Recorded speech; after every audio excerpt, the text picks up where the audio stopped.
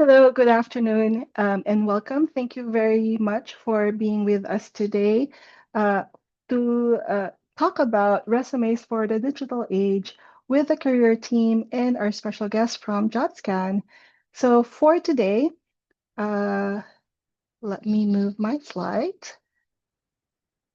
We would like to share with you best practices in writing resumes because your first encounter of an application will be for your capstone, and we want you to be ready for that. The other part of our conversation for this hour is learning about the impact of applicant tracking system or ATS in reviewing resumes. And we will be exploring the tool to help us make our resumes ATS friendly. So to begin, I would like to talk about oops, some things about resume that we would like to highlight for today's session.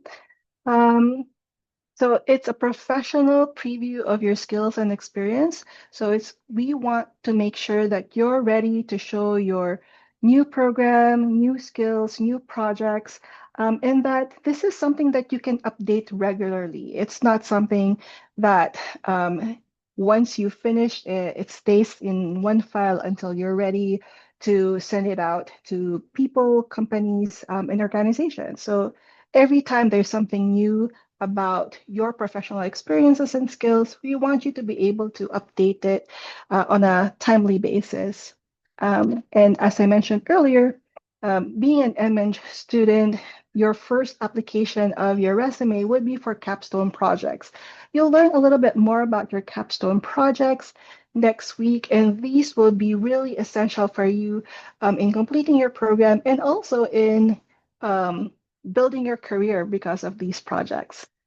Lastly, something that we also emphasize is that keeping your resume simple is always the best. And I'll show you a couple of best practices on how to keep your resume simple. So this slide has some links, and when you get the share link of the slides, you'll be able to click through some of the best practices that we would recommend for keeping your resume up to date and simple. So the very first thing that we want you to be mindful of is always having, a time to research your career goals, um, do a target list of companies and jobs so that when you write and work on your resume, you know what you want to present, what projects that would attract the projects and the company's representative that will be reading it. The other key important practice is to make your resume familiar to the reader, to somebody who is reading your information. And a couple of the things here that you will see are top information or top sections that you need in your resume so that it's familiar to them. For example, of course, you need to have your contact information, your name, your email address, and as well as your professional profile, whether through GitHub, Kaggle, or LinkedIn. So those are like something that will help them get to know you or have a way to contact you. The rest is very self-explanatory. You want them to see your professional summary, your like internships, where did you study, the skills that you have, and a relevant and related certification. In this link here, you'll also find um, a sample of different resumes and cover letters that we recommend. It's also recommended by the Career Center or the Career Engagement Office of the university.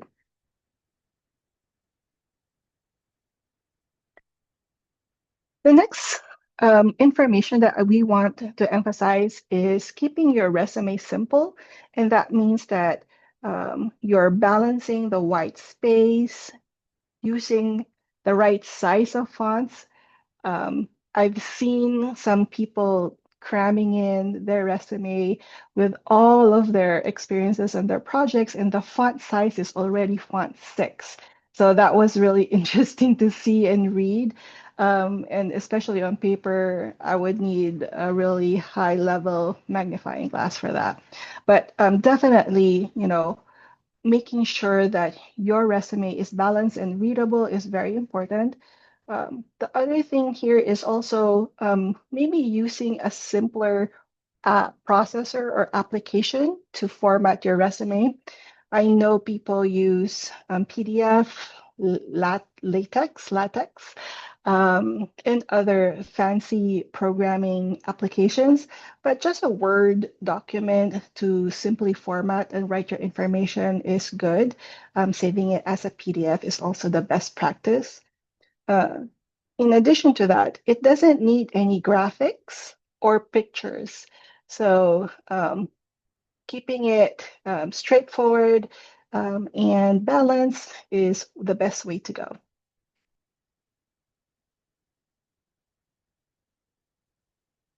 On this slide, we want to emphasize that the content must be truthful and targeted. So it means that whatever you write as an information with regard to your skill, with your experiences, you can back up with real life stories and experiences. Don't just write something that you think the person would like to read, but write something on your resume. Put information in your resume that you're able to do, you really have a certification or you have an experience about it. So I did that quick overview of best practices because I want to give time and highlight to applicant tracking systems. And the reason why is applicant tracking systems has been one of the key um, roadblocks and challenges for any student applying for jobs or projects. So I would like to give the floor to our guest, Liana, who will talk about what are applicant tracking systems and what is a tool that we will share with you um, to help you build your resume and make it responsive to ATS.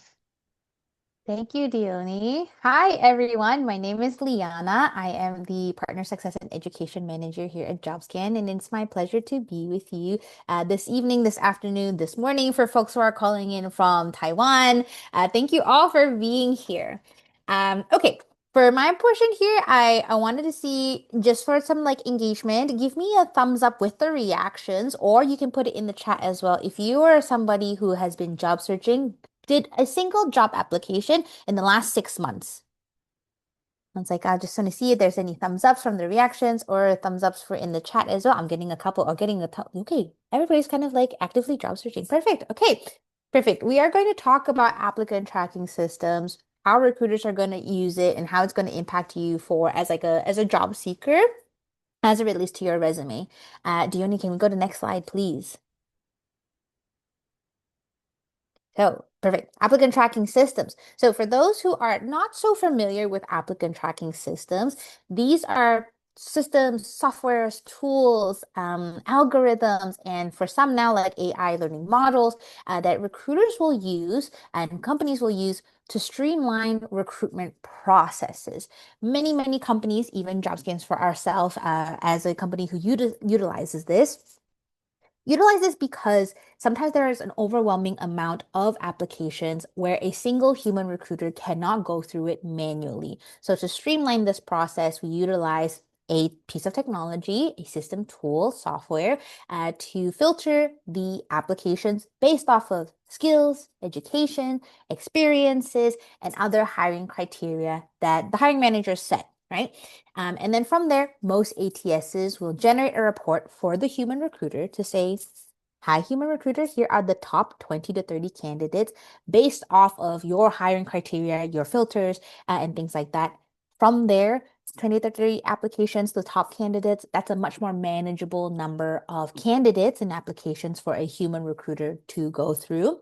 and then decide who gets to come to the interview process. For example, just from number standpoint, for myself here, my role as a partner success and education manager, for full transparency, as like a process, in the first day that this job was posted, within the first 5 hours, this role got about 600 applications. And at the time, we only had like one senior recruiter and my one hiring manager, two people to go through 600 plus applications within the first 5 hours is a lot, right? And imagine just like having that open and continuously going. That is something that is difficult, which is why, companies and businesses utilize applicant tracking systems. Next slide, please, Dione. Within Fortune 500 companies, almost 100% of those companies will utilize a ATS, an applicant tracking system, a CRM, some sort of system, tool, software to manage this process. So what this means for you who are actively job seeking, if you're going to company career pages, you're going to job boards like LinkedIn and Indeed, if you're clicking apply for this job, you're more than likely going to come in contact with an applicant tracking system. So we'll take a look at how you can make sure your application, your resume, is going to be ATS accessible, okay? ATS friendly. That information is being transferred to this software. The software is picking up all your good content in your document, your application. Next slide, please. Okay. Within Fortune 500 companies, these are the most popular applicant tracking systems. And I show this to share that there's not just one applicant tracking system. Many applicant tracking systems, ATSs, exist to help recruitment functions of many companies, even outside of the Fortune 500, right? And many of them have that function of creating a summary, right? Making a recommendation, but how they extract that information from your application can look different. So let's take a look at what an ATS looks like. Do you need next slide, please? So this is one from an ATS called Taleo. Their visualization for the recruiter side, right? When you send in your application, they're going to see your name, the position that you applied for, and they can filter by like, okay, for this position, how many applications did we get? Who are the candidates? And then based off their ATS, there is some sort of health bar of your match to this role. What your content in your resume says about how much of a match you are to this job description. So some companies have a health bar, some companies showcase it as like a 4 out of 5 stars, and then some companies will have the ATS that have a percentage, so a scoring mechanism. One of those that has a scoring mechanism is one called iCIMS that's utilized by a company like Amazon. Okay. So again, this ATS, that functionality is helping to visualize to the recruiter your match with the job description. Okay. From this, how do recruiters filter down to find the top candidates? Next slide, please, Dione. So this is a survey that we conducted at Jobscan. We do a lot of market research. We talk to a lot of recruiters. So we did a survey and we put it all together for sort of recruiter behaviors, how are they interacting with applicant tracking systems. So the number one filter first that recruiters will use is by skills. And skills can be also just like if you have a skill in a software, let's say. For example, here at Jobscan a couple months ago, our recruiter was hiring for a financial analyst for our team, for our company. And the first filter that they put through to search within the ATS, because you can do like a Boolean search, is put in the name of the software that we use for accounting. So we use one called QuickBooks. When they put in QuickBooks in here, then the ATS, our ATS, which is Lever, showcases all of the applicants who applied for a financial analyst role that had the word QuickBooks in their resume. So this is sometimes important for recruiters to say, how much time do you need for training? How much time do you need for amp up? So this is one of those things where, oh, I need to hire sooner. I need for them to know that this software exists or know some familiarity with this software. So skills is one of the number one filters. And then as you can see, we go into education, and then job titles, and then credentials, your experience, location. Location is one of those factors where a recruiter will check to see, are you within the location? Because this is a hybrid role, we need for you to be in office, things like that. Okay, next slide, please, Theoni. And with this technology, there's a lot of investments that's being included in AI, in its capabilities. So in 2024, we had seen an increase in budget allocation for AI recruitment too. So this extends past just the ATS for candidate sourcing and candidate matching. This is also for video screening. If you spend some time on the internet, on social media, on like TikTok, you can see more and more videos of people documenting their sort of pre-screening first interview with AI tools. A lot of these AI tools are becoming more and more sophisticated in uh, in screening candidates. Okay, so more and more you will see a lot of this technology use in the recruitment side or for recruiters. All right, so let's talk about what you can do to make sure that your content, your resume, your application is going to be the most accessible to an ATS or these technologies that recruiters will use. And then we'll also talk about things you can do outside of your resume that can help you stand out. Okay, next slide, please, Dione. So the two things that we want to focus on for an ATS accessible and ATS friendly resume and to sort of maximize your chances at passing the ATS to get to the human recruiter and then to get to the interview is keyword matching and resume formatting. Okay, so let's take a deeper dive into what I mean for like resume formatting. What are the things that you need to keep an eye out for? Next slide, please. In resume optimization, so keyword matching being one of the things like we saw in the how recruiters utilize ATSs, it's by skills. So in the keyword matching portion here, and then afterwards, all of these formatting things, these are things that are going to be what the ATS is looking out for and how it's going to be able to pick up your content in there. So next slide, please, Dione. So keyword matching. Oh, that's one too far. One back. Okay, awesome. Thank you. So keyword matching here, we are matching not just sort of like I'm trying to talk about the skill that they're looking at. Let's say if I'm applying for an accounting role, it's not even the way that I'm spelling accounting. Maybe the words in that is accountant instead, right? So I have to match the spelling in the job description and I want to match the grammar, the tenses. Some ATSs don't have the capability to recognize like acronyms of key skills. So there are differences to ATSs between execution of events or event execution. Things like administrative skills and administrative duties, you are communicating the same skill, but an ATS is looking for one very specific thing, and how you can identify what the specific thing they're looking for is trying to match with whatever is in the job description. Okay, so execution of events or event execution, make sure you're following what is in the job description to maximize your chances that the ATS picks it up and says, oh, yeah, you have the skill. An ATS is going through a very strict checklist of the skills that it's looking for. And if it's looking for administrative tasks and you write administrative duties, some ATSs do not have the sophistication to say, yep, that's the same thing. So it might say, you do not have these administrative skills that we're looking for. So keyword matching is very important to the ATS. Okay, next slide, please. All right.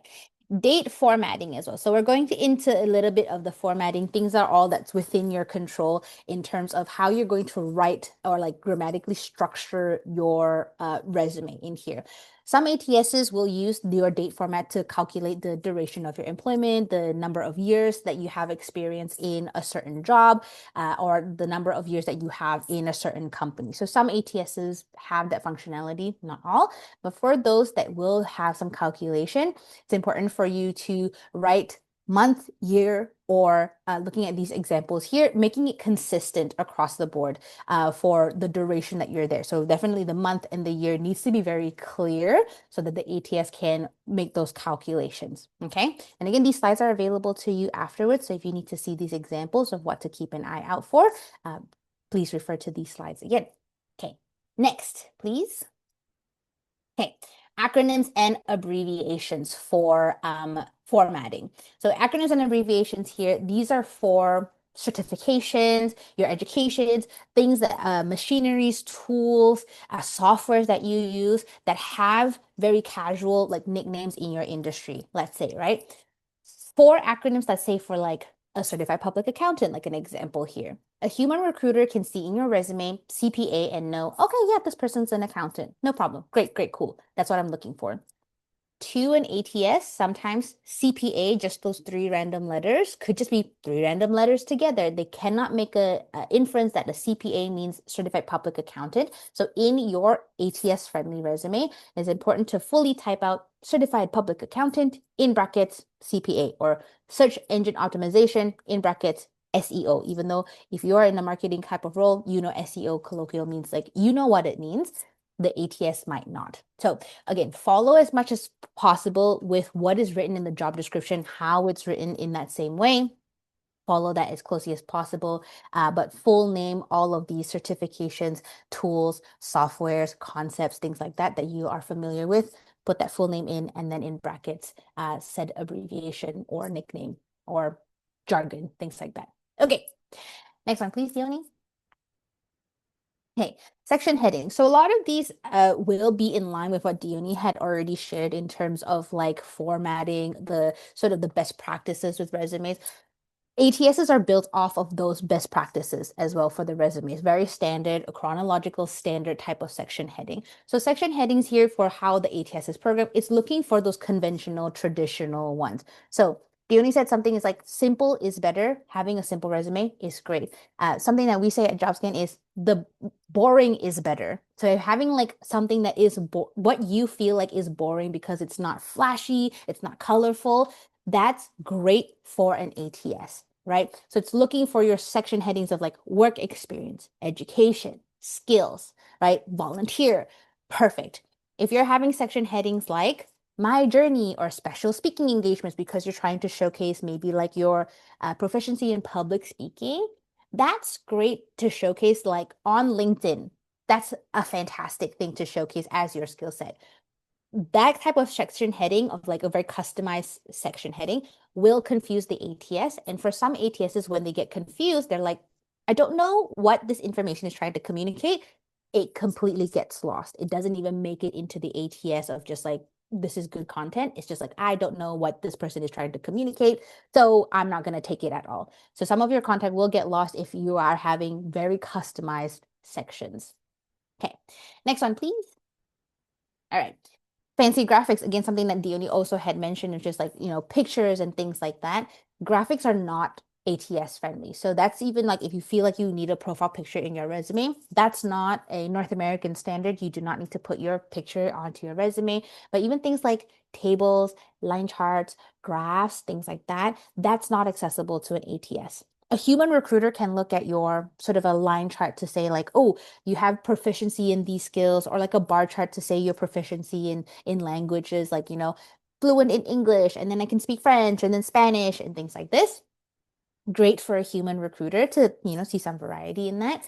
The ATS cannot pick that up. For some ATSs, it will be blank space because they can't pick up pictures. So it's just wasted space on your resume. So for an ATS, the most accessible is text. I want to caveat this in terms of like an editor of where you're editing your resume.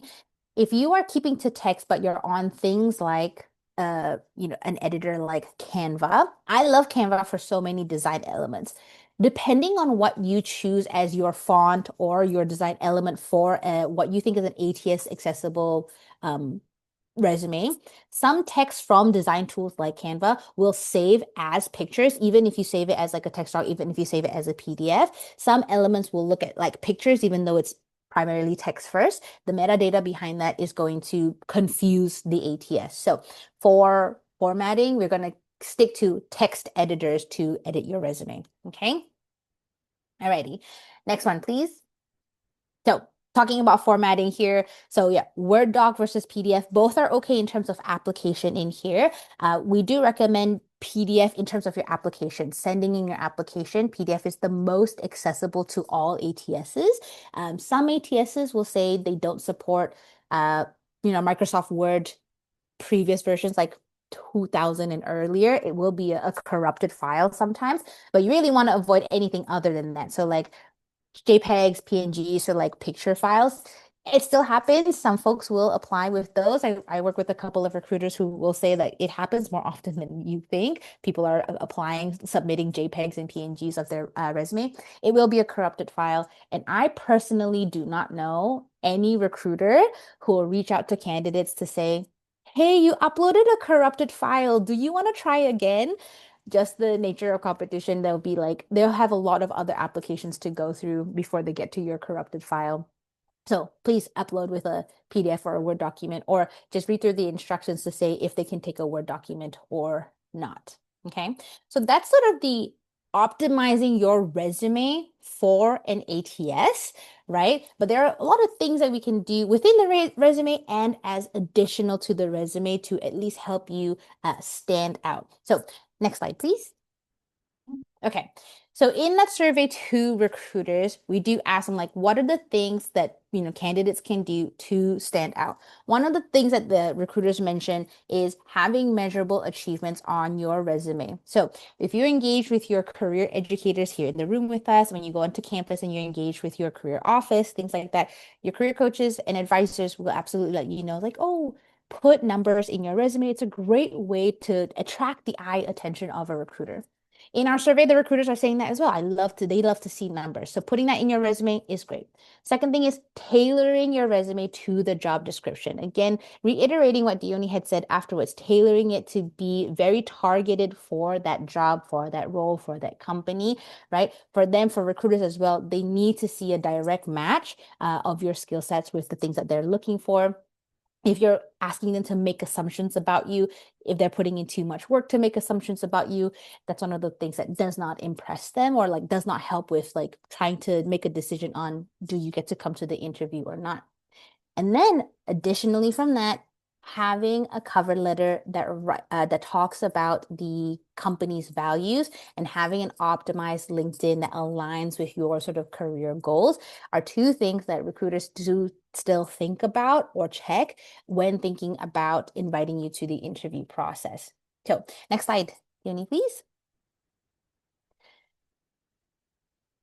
So in this graph here for factors that influence interview rates, this was a question that we received pre this session. I think many of you had the chance to put in a question. So this was one of those things where they said, one of you had asked, what things can I do outside of the resume that can help to impact my overall application? So having an optimized LinkedIn in here, 2.2x increases your interview chances, and having an optimized cover letter where you're mentioning the company values, 3.4x is your interview chances. Okay, so those are things that are attached to your application. Many ATSs in your pre-screening question, where they ask you to upload your resume, will also say, hey, put in your LinkedIn profile as well. Having an optimized LinkedIn will be one of those things that helps to stand out. Okay. So with all of those things in here, talking about Jobscan, Diony, next slide, please. Your resume, your cover letter, and your LinkedIn can be optimized using Jobscan premium features. So feel free to play around with the tool. All of you will get access to a Jobscan premium account. So with your first assignment, this is going to be about the resume building and optimizing. So play around with that. But then in your job search, feel free to also take time with the cover letter generator and the LinkedIn optimizer to increase your chances at getting the interview when you're seriously job seeking. And now back to you, Diony.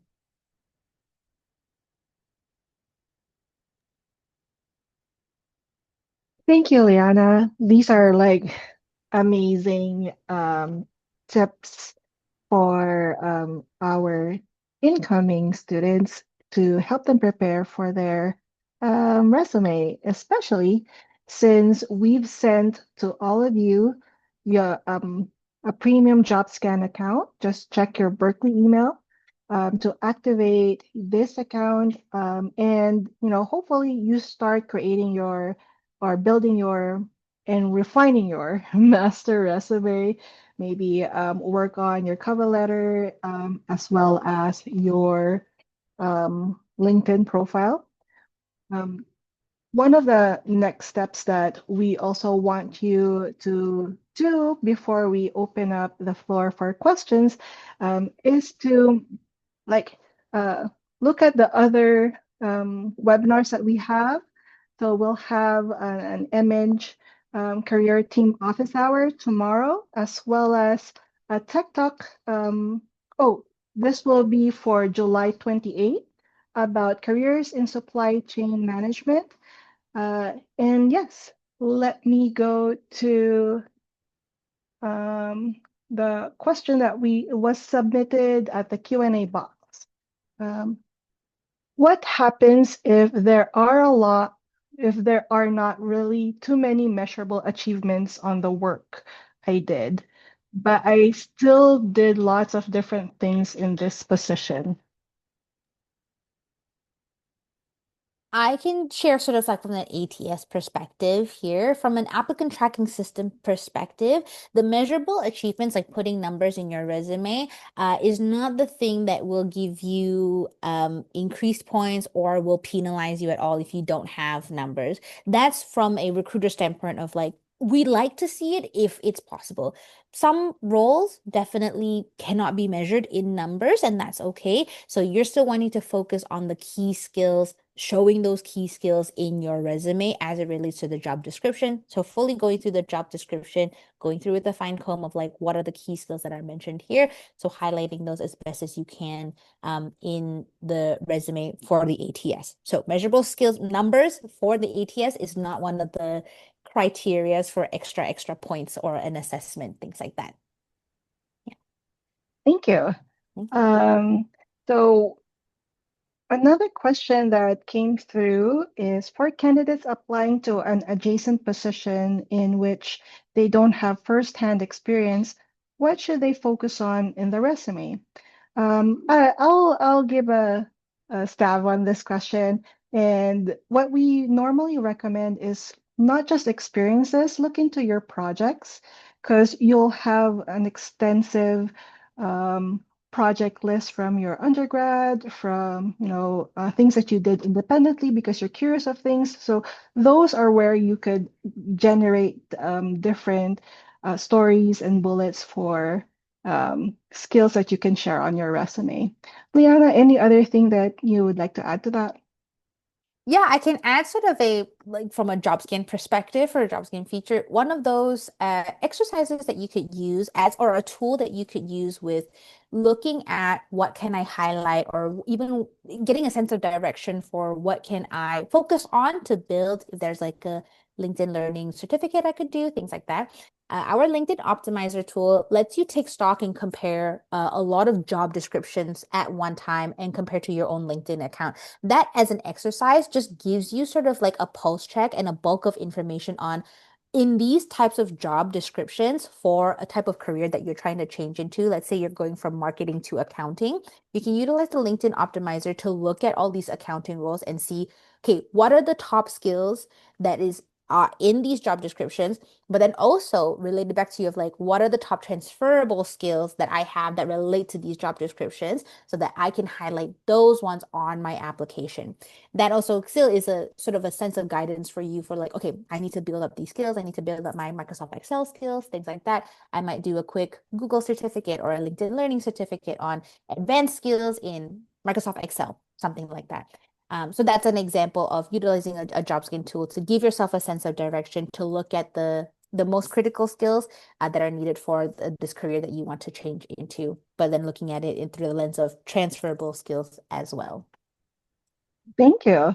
Mhm. I also have another question here.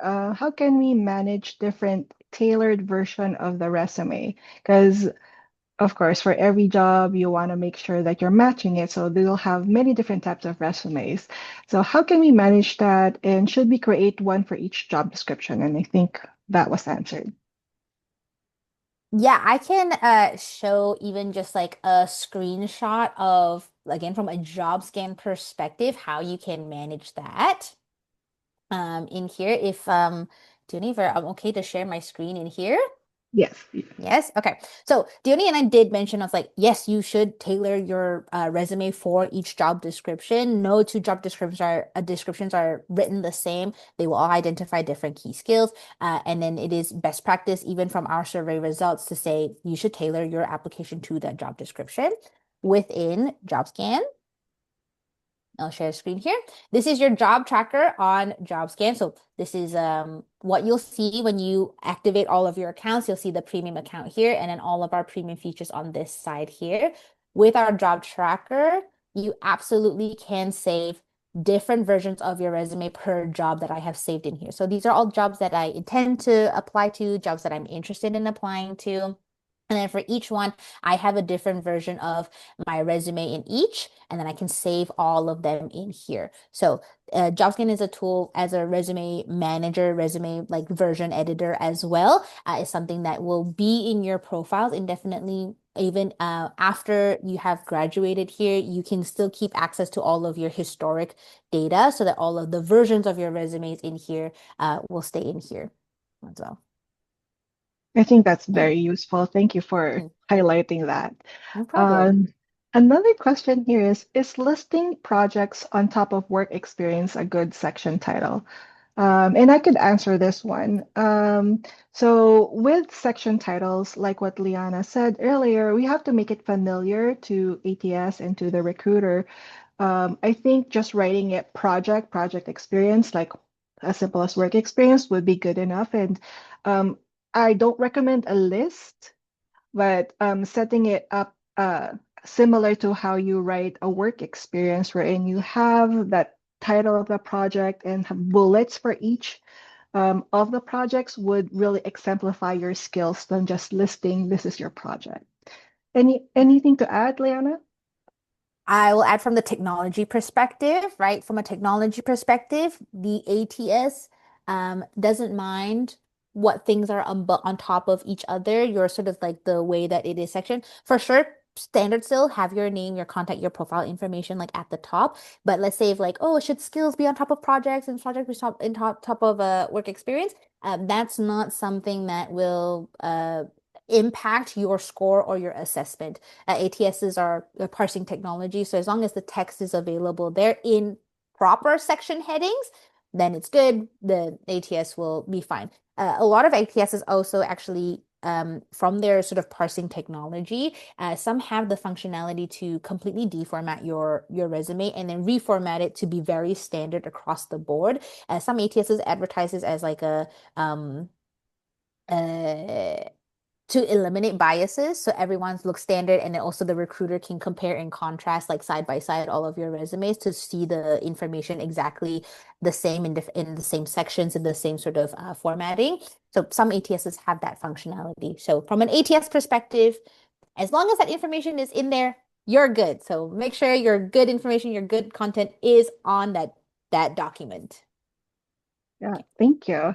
Mhm. All right, let me look at the next question. Should we start at undergrad in terms of education, listing for education, I guess? And my Mhm. high school was specialized in math, so I don't know if it's worth having it.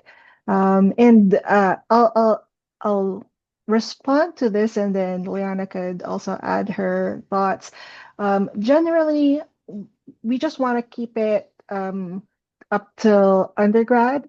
Any high school information may not be as relevant for education section, unless you're very advanced and you took certifications.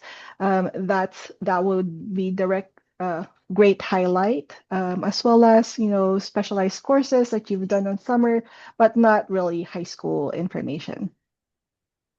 I will reiterate everything that Danny said in terms of education also being specialized certificates. Sometimes some job descriptions will ask for that specialized certificates. And from a ATS perspective as well, some job descriptions just say, bachelor's degrees required, master's degree preferred. If that information is in there, then that's good enough. Most job descriptions don't talk about like you high school required and then above and then bachelor's and then master's. So I think high school is not necessarily necessary in terms of making sure that you're a fit for the ATS to be able to identify that. Maybe I should also add, like, just inspired from your response, Liana, that reading through the job description and what are the requirements in their application process. And if they say, yes, add your high school information, then definitely add that. But if it's not mentioned, then high school information is not required. Mhm. All right, I'm gonna go to the next question. When I put the Berkeley MH degree into my resume, should I put it as August 2025 to present or August 2025, May 2026? I'm applying for full-time positions and I'm concerned that ATS or job recruiters might think I'm still in grad school after spring semester, which doesn't satisfy the new grad full-time. Okay, got it. Um, we normally recommend for the education section that you have your image information, and the date will be um, May 2026 when you graduate. Definitely you want to keep your information truthful that um, you haven't graduated yet and still in the process of completing your program. And when recruiters see that, and I'm assuming too, when applicant tracking systems scan for that information, it's understandable that you are still in you're still doing your program. Liana, any thoughts? You said it perfectly, Diony. That's also just for ATS one, just like having the format of the date is going to be more important than like the calculation of the dates, I think. So as long as just like even also on your LinkedIn, if it says you're currently an MN student, that's fine, you know? All right. Mhm. Um, We still have a couple of minutes to answer questions, so keep them coming. I have one here. Do some ATS filter out experience that are too long ago, even though it's relevant?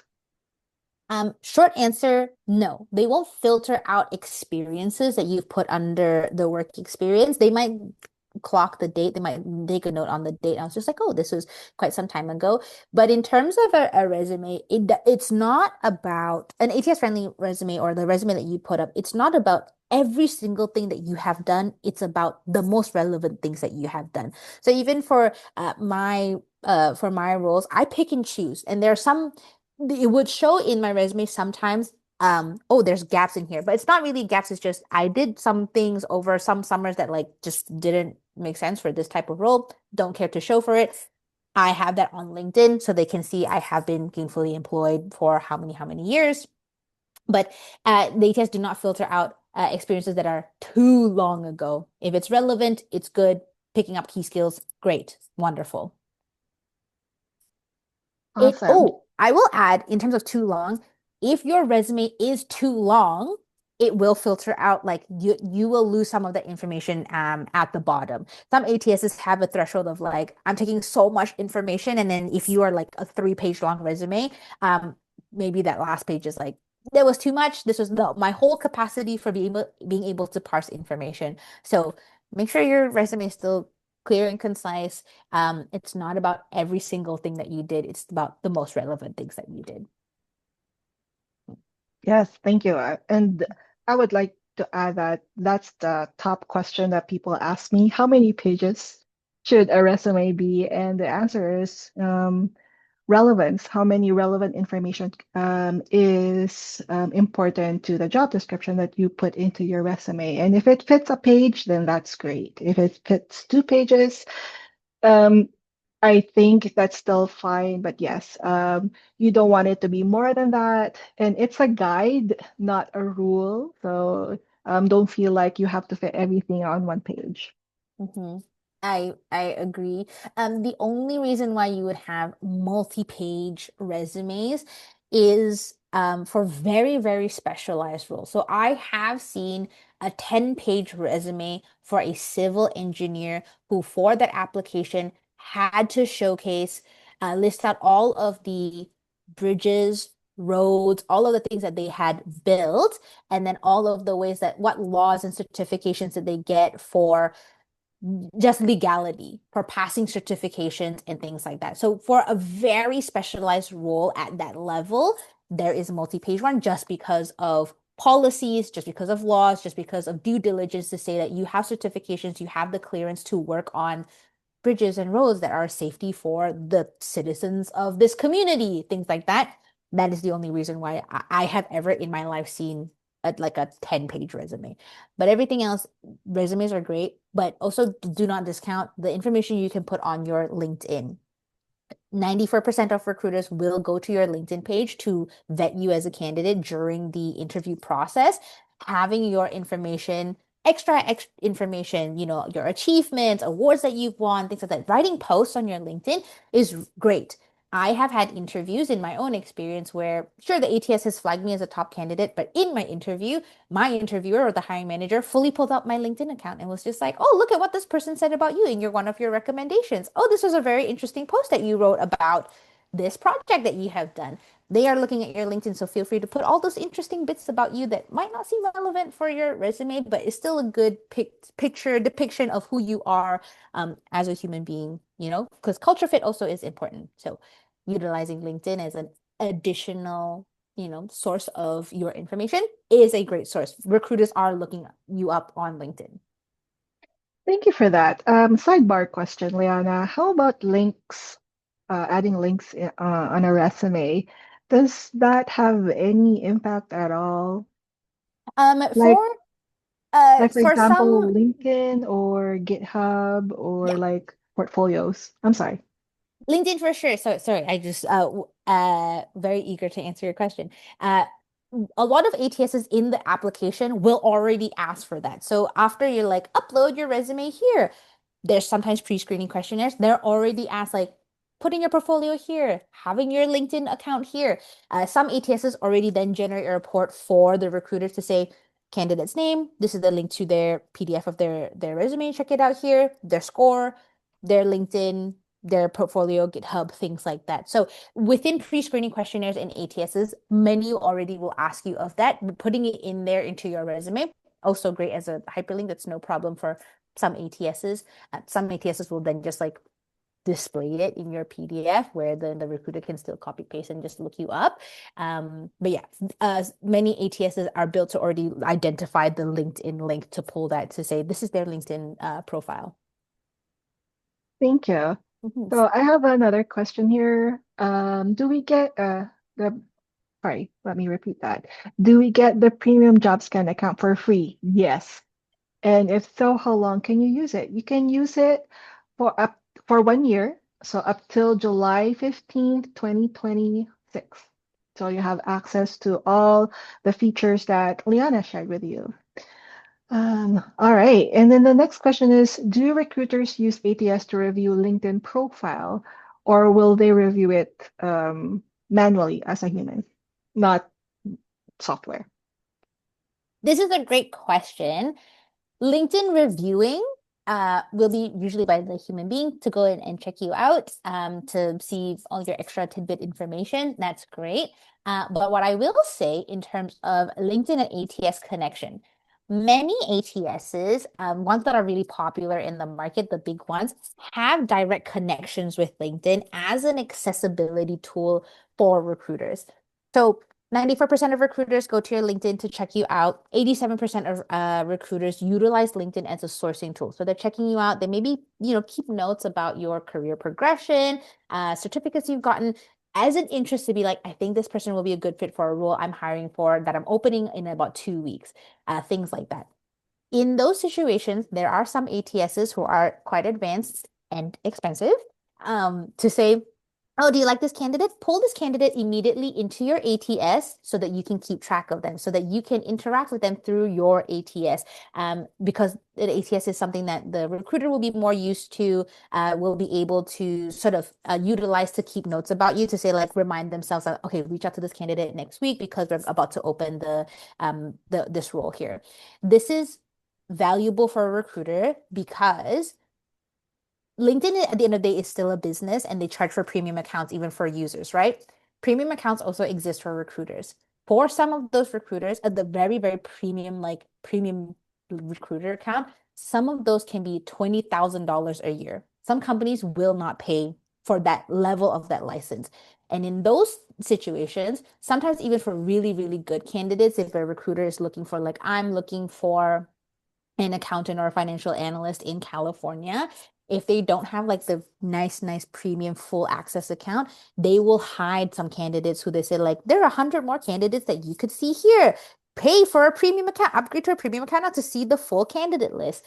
So some of that will be hidden from them, which is why it's important to they can pull it into their own ATS so that they can kind of keep tabs on that. Which is why also one of my points is have an accessible LinkedIn profile. Don't make your LinkedIn profile private. Some folks, private their profile picture. They say like only people in my first degree connections can see all my information. You are hiding yourself from recruiters as well who aren't paying that $20,000 for like the LinkedIn premium for their side. So to be more accessible to recruiters, have a public profile on LinkedIn. Right.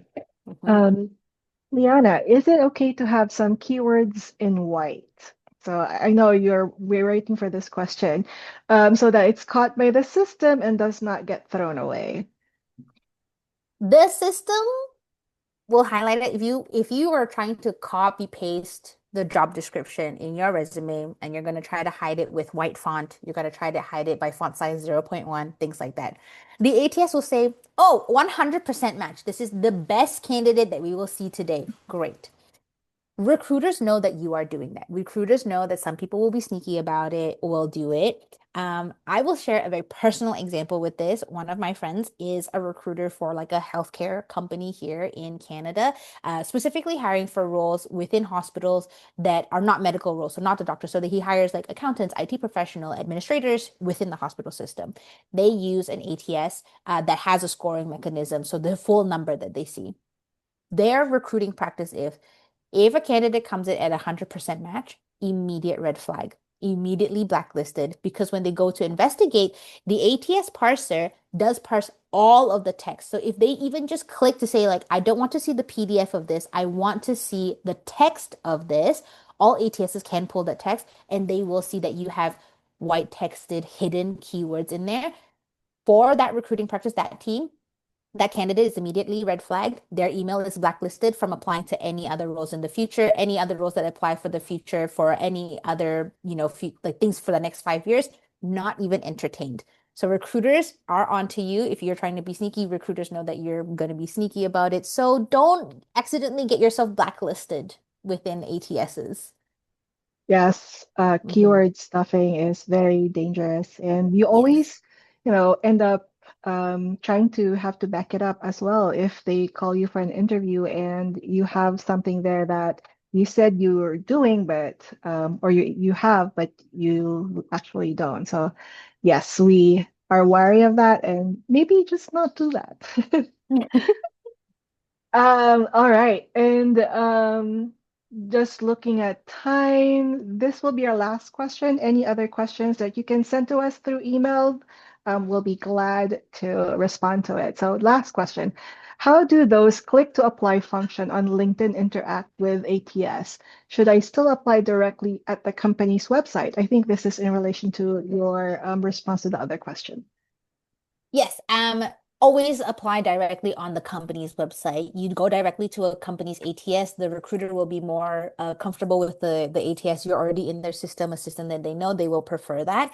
Um, to always apply. Some companies that can't afford to maintain a website and ATS will use the easy apply function on LinkedIn. And that's just that some people can't afford. Some people can't afford to have their ATS in-house, things like that. But statistically, we do see that by hires, like the number of hires, like a lot of them, a bigger chunk will come from the applying for their company career page. Recruiters will always prefer that.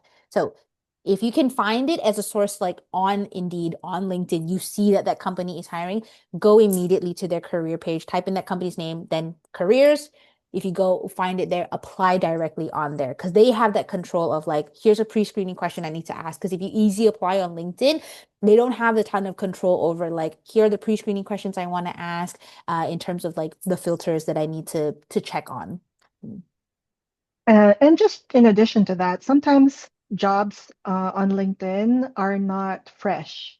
They have been there for the Correct. longest time.